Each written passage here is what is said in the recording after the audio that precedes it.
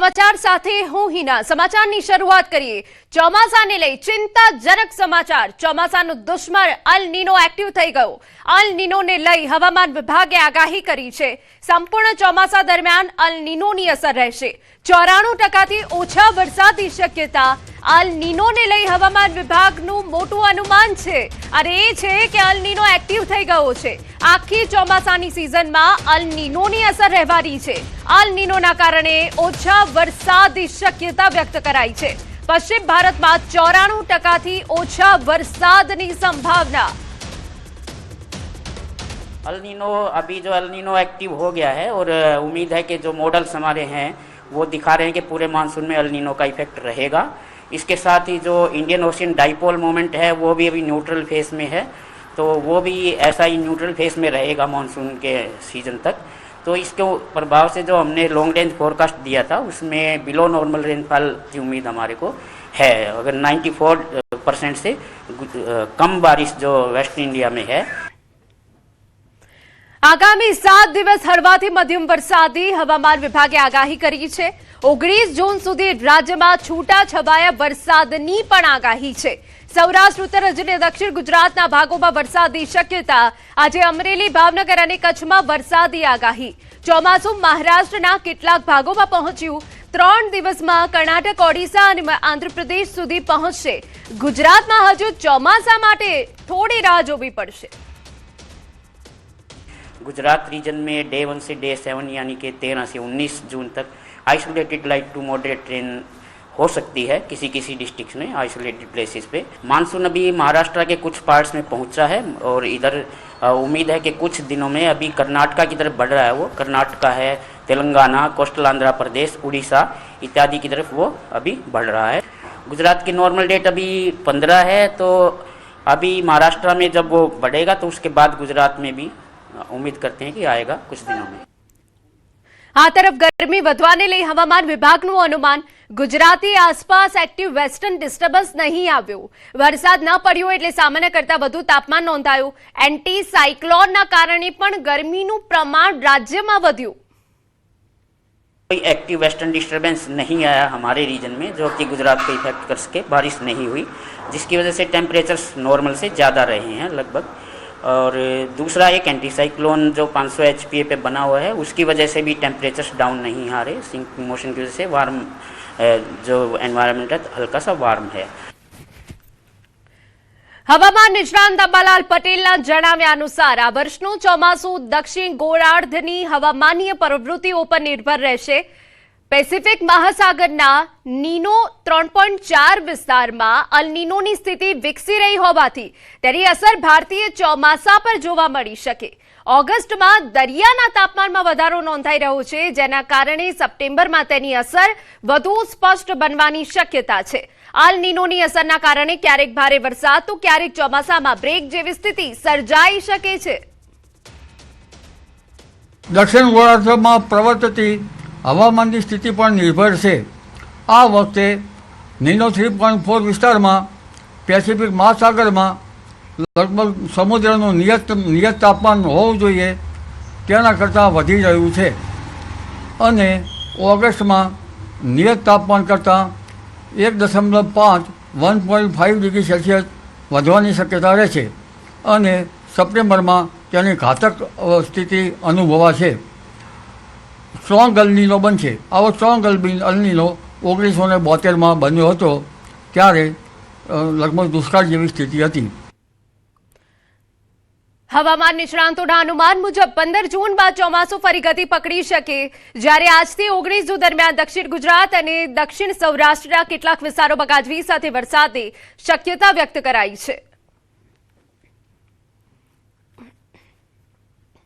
ચોમાસું તો અટક્યું છે, પરંતુ આજથી તારીખ 13 થી 19માં ભારે પવનની ગતિ સાથે ગુજરાતના ઘણા ભાગોમાં મૃગશીર્ષ નક્ષત્રનો વરસાદ થવાની શક્યતા છે, જેમાં કેટલોક વરસાદ અત્યારે હાલ જે 25 વિક્ષોપ આવે છે અને સાયક્લોનિક સર્ક્યુલેશન થઈ રહ્યું છે તેના કારણે કેટલોક ભાગ અરબ સાગરના પ્રવાહોના કારણે થવાની શક્યતા રહેશે। લગભગ વરસાદ ઉત્તર ભારતના ભાગોમાં તો સખ્ત પવનના તોફાનો 60 થી 70 કિલોમીટર પવનની ગતિ સાથે પવન ફૂંકાશે. દક્ષિણ ગુજરાત, સૌરાષ્ટ્રના ભાગો, ઉત્તર ગુજરાતના ભાગો અને પંચમહાલના ભાગોમાં મોન્સૂન મૃગશીર્ષ નક્ષત્રનો વરસાદ થવાની શક્યતા રહેશે. સમાચારમાં આગળ વધીએ તો જમ્મુ કાશ્મીરના ડોડા જિલ્લામાં વ્યાપક વરસાદ બાદ હવામાનમાં અદ્ભુત પલટો આવ્યો અને તાપમાનનો જે પારો છે એ નોંધપાત્ર રીતે ગગડ્યો. વરસાદને પગલે સમગ્ર વિસ્તારમાં ઠંડક પ્રસરી ગઈ. વળી ગાઢ વાદળોએ પર્વતો અને ખીણોને પોતાની ચાદરમાં લપેટી લેતા અત્યંત મનમોહક અને નયનરમ્ય દ્રશ્યો સર્જાયા. કુદરતના આ આહલાદક નજારાએ સ્થાનિક લોકો સહિત પ્રવાસીઓને પણ મંત્રમુગ્ધ કરી દીધા. તો આપને એ દ્રશ્યો બતાવી રહ્યા છે. એક તરફ ક્યાં જે દેશમાં અલ નીનો એક્ટિવ થઈ ચૂક્યું છે, વરસાદને લઈને ક્યાંક ચિંતાનો માહોલ છે, પરંતુ જે સ્વર્ગ સભા જમ્મુ કાશ્મીર છે ત્યાંથી આહલાદક મનમોહક નયનરમ્ય દ્રશ્યો સામે આવ્યા કે જ્યાં ડોડા જિલ્લામાં હવામાનમાં પલટો આવ્યો, પરંતુ હવામાનનો આ પલટો ખૂબ જ નયનરમ્ય લાગી રહ્યો હતો. તાપમાનનો પારો પણ નોંધપાત્ર રીતે ગગડ્યો છે. સમગ્ર વિસ્તારમાં ઠંડક પ્રસરી ગઈ. ચોમાસાની સિઝનને ધ્યાનમાં રાખી અમદાવાદ મ્યુનિસિપલ કોર્પોરેશન દ્વારા વિશેષ તૈયારીઓ પૂર્ણ કરવામાં આવી છે. શહેરમાં વરસાદી પરિસ્થિતિ દરમિયાન કોઈપણ પ્રકારની ઇમરજન્સીનો ઝડપી પ્રતિસાદ મળી રહે તે માટે તમામ ઝોનમાં 24 કલાક કાર્યરત કંટ્રોલ રૂમ શરૂ કરવામાં આવ્યા. પાણી ભરાવા, વૃક્ષ પડવા, ડ્રેનેજ સમસ્યા, ફાયર ઇમરજન્સી સહિતની ફરિયાદો માટે નાગરિકોને કોલ પર તાત્કાલિક સહાય ઉપલબ્ધ થશે. શહેરના 4 રસ્તાઓ અને અંડરપાસ પર 1000થી વધુ સીસીટીવી કેમેરા દ્વારા સતત મોનિટરિંગ કરવામાં આવશે. સાથે કર્મચારીઓને round the clock stand by રાખી ચોમાસા દરમિયાન કોઈ પણ પરિસ્થિતિને પહોંચી વળવા તંત્ર સજ્જ બન્યું છે.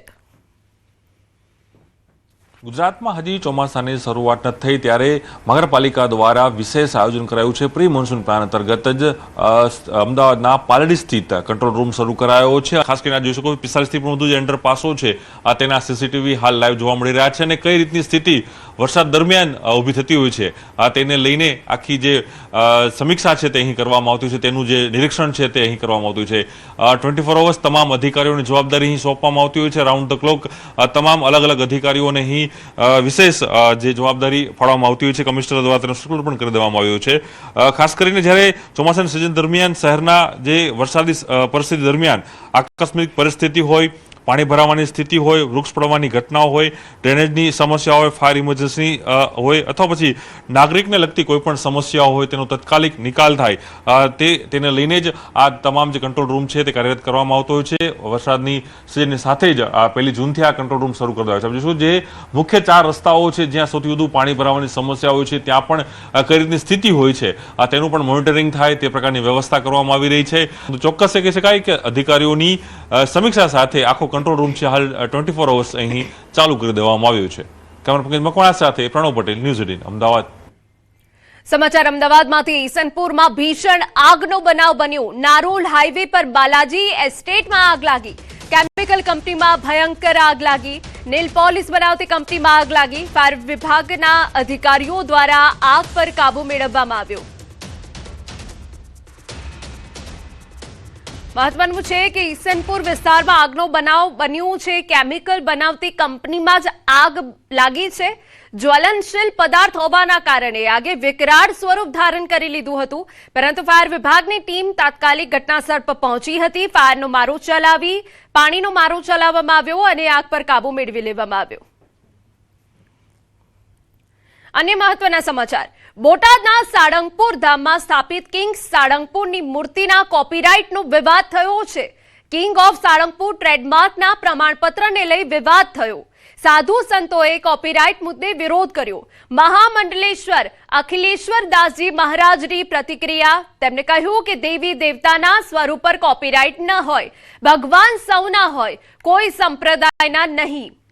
આપને જણાવી દઈએ કે ઓર્ગેનાઇઝેશનના ચેરમેન હેમાંગ રાવલના સ્વામિનારાયણ સંપ્રદાય પર આકરા પ્રહાર.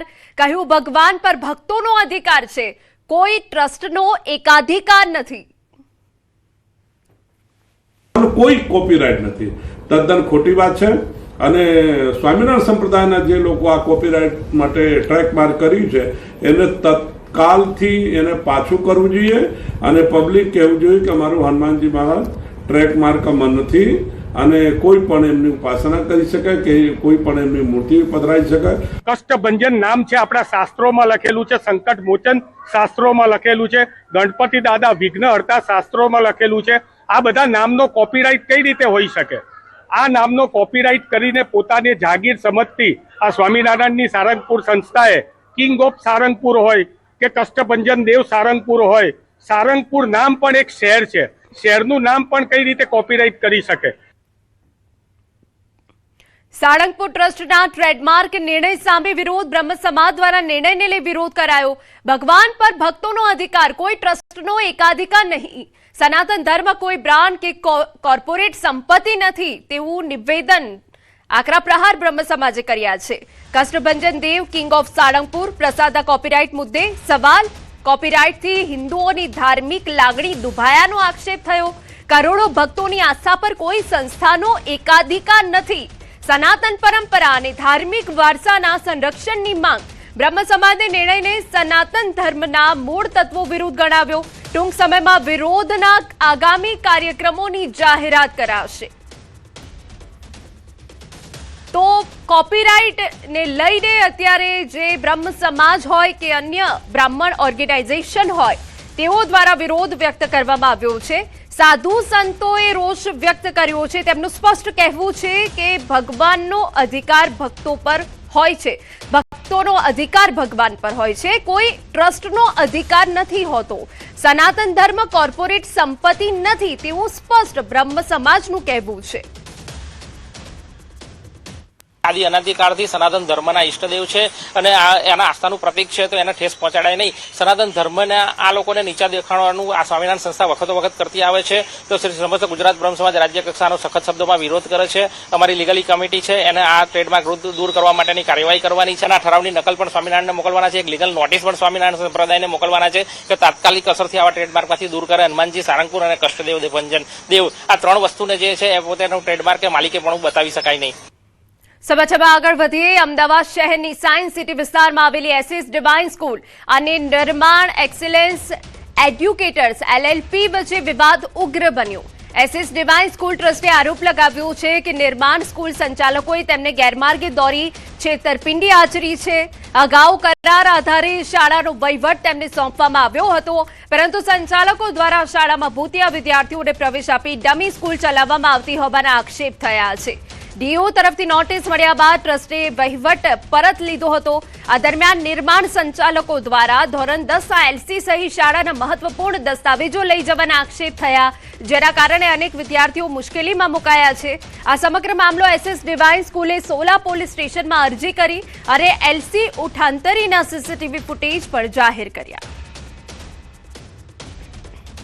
કે શાળા સંચાલન આપણે કોઈ બીજાને આપેલું હતું અને મે મહિનાના 3જા વીકની અંદર આપણે નોટિસ ફાટવી અને આ એગ્રીમેન્ટ પણ રદ કર્યો છે. આપણે વાલીશ્રીને પણ જણાવેલું છે કે અહીંયા સરસ અને સુચારુ શિક્ષણ વ્યવસ્થા ગોઠવાયેલી છે. દસ્તાવેજોની અંદર જ્યારે અમે નોટિસ આપી ત્યારે 25મી મેના દિવસે રાત્રે 10:30 વાગે અહીંયાથી અગત્યના દસ્તાવેજો જેની અંદર જીઆર છે, એલસી છે અને સીપીયુ કે જેની અંદર તમામ ડોક્યુમેન્ટ હતા એ તમામ ડોક્યુમેન્ટો રાત્રે અહીંયાથી લઈ ગયા છે, જેના કારણે ધોરણ 10ના વિદ્યાર્થીઓને એલસી માટે અને માર્કશીટ માટે ખૂબ જ હાલાકી અનુભવી.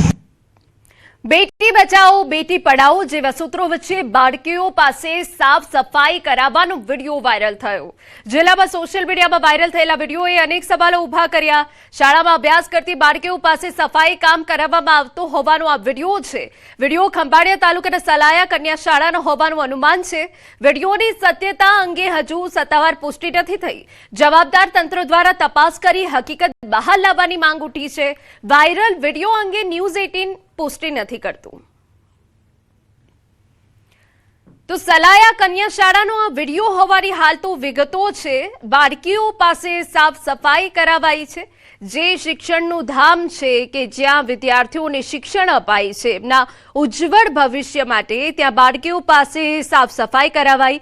આપને દ્રશ્યો બતાવી રહ્યા છે. જણાવી દઈએ કે સલાયા પાસેના આ વિડીયો હોવાની અત્યારે તો વિગતો સામે આવી છે. જો કે જવાબદાર તંત્ર દ્વારા તપાસ કરી હકીકત બહાર લાવવાની માંગ પણ ઉઠી છે. વાયરલ વિડીયો અંગે ન્યૂઝ 18 નથી કરતું કોઈ પુષ્ટિ. અમદાવાદની સોલા સિવિલ હોસ્પિટલમાં છેલ્લા 15 દિવસમાં ઓપીડીમાં નોંધપાત્ર વધારો જોવા મળ્યો. હોસ્પિટલમાં અંદાજે 25,000 દર્દીઓની નોંધણી થઈ. ચોમાસા પહેલા પાણીજન્ય રોગચાળામાં વધારો જોવા મળ્યો, જેમાં ડેન્ગ્યુના 296 સેમ્પલમાંથી 16 પોઝિટિવ કેસ નોંધાયા, જ્યારે મેલેરિયાના 1200 સેમ્પલમાંથી 12 કેસ પોઝિટિવ આવ્યા. આ ઉપરાંત ઝાડા ઉલટીના 85, ટાઇફોઇડના 10 કેસ નોંધાયા. ખાસ કરીને બાળકોમાં પણ તાવ, ઝાડા ઉલટીના કેસોમાં વધારો જોવા મળતા આરોગ્ય તંત્ર સતર્ક બન્યું. લાસ્ટ 15 દિવસમાં આપણે ગણીએ તો 25,000ની ઓપીડી છે. એમાં ડેન્ગ્યુના 16 કેસ છે, મેલેરિયાના 12 છે અને ડાયરિયા, ઝાડા ઉલટીના બધા થઈને 85 કેસીસ જોવા મળેલ છે આપણે ત્યાં. કે એક તો પાણી ઘરમાં પીતી વખતે બને ત્યાં સુધી ક્લોરિનેશન વાળું પાણી અવેલેબલ હોય તો એનો યુઝ કરે, અથવા તો એને થોડું ઉકાળીને પાણી પીવે.